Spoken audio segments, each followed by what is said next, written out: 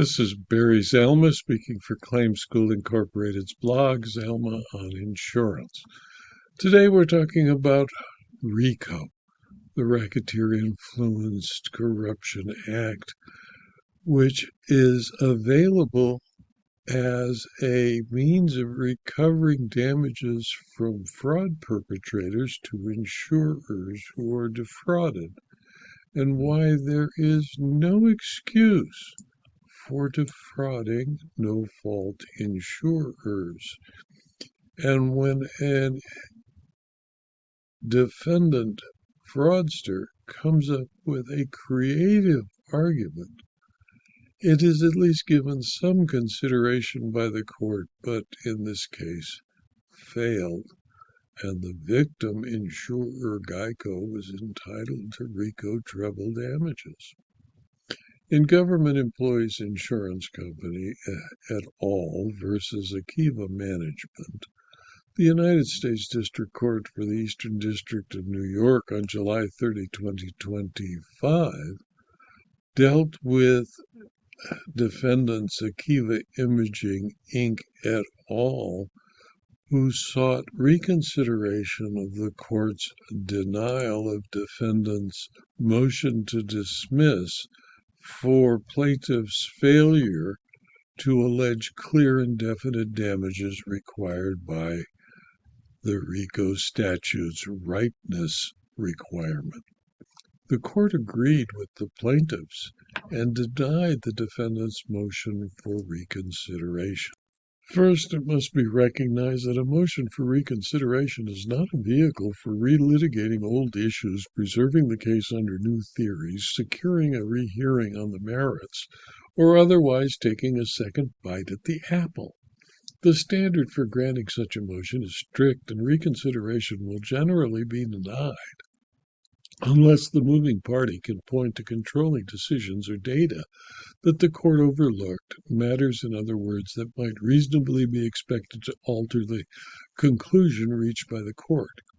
A civil RICO cause of action for treble damages is not statutorily right until the amount of damages becomes clear and definite. The burden is on the plaintiffs to allege clear and definite damages, which GEICO did. Defendants aver that the court disregarded evidence of 4 arbitral decisions denying claims by non-defendant providers because the underlying policies had reached exhaustion. The court's decision identified plaintiffs' damages as payments made to defendants in reliance on their fraudulent billing submissions. In denying defendants' motion to dismiss and deeming plaintiffs' alleged damages clear and definite, the court explained that GEICO had not initiated any parallel proceedings that could significantly affect the total amount owed. GEICO seeks to recover through this case. Defendant's policy exhaustion argument does not present an existing condition that could likely satisfy plaintiff's damages independent of this case. Basing abatement on non-existent rights or obligations requires the very speculation that RICO's standing proscribes. As defendants acknowledge, policy exhaustion would allegedly require GEICO to fork over the money it recovers from defendants to the next in line provider.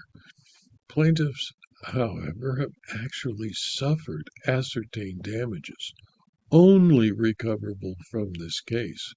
Holding otherwise would effectively insulate fraudsters who engage in a large-scale abuse of the no-fault system, as no automobile insurer could ever assert a RICO claim to terminate a fraudulent enterprise and recoup stolen payments because the uncertainty caused by potential policy exhaustion would extend until such time, if ever, as we know for sure, that no additional claims for reimbursement can or will be made under all relevant policies.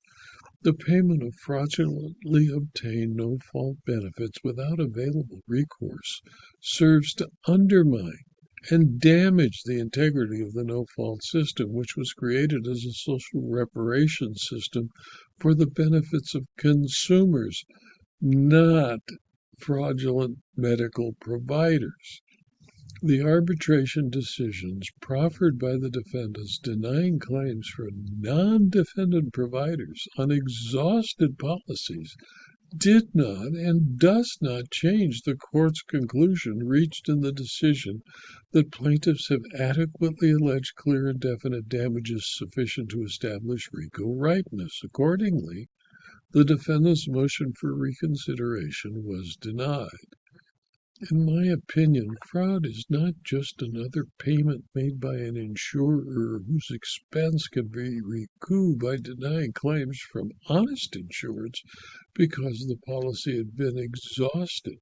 Insurance fraud is, when discovered, subject to a determination of the dollar amount taken by the fraudsters, and the insurer, if it proves the fraud, can collect RICO treble damages.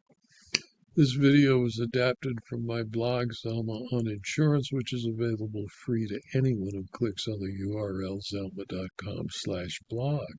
You can subscribe to the blog, and if you do, you'll receive notice of every blog posting, usually 5, sometimes 6 a week, and you'll gain access to the more than 5,500 blog postings.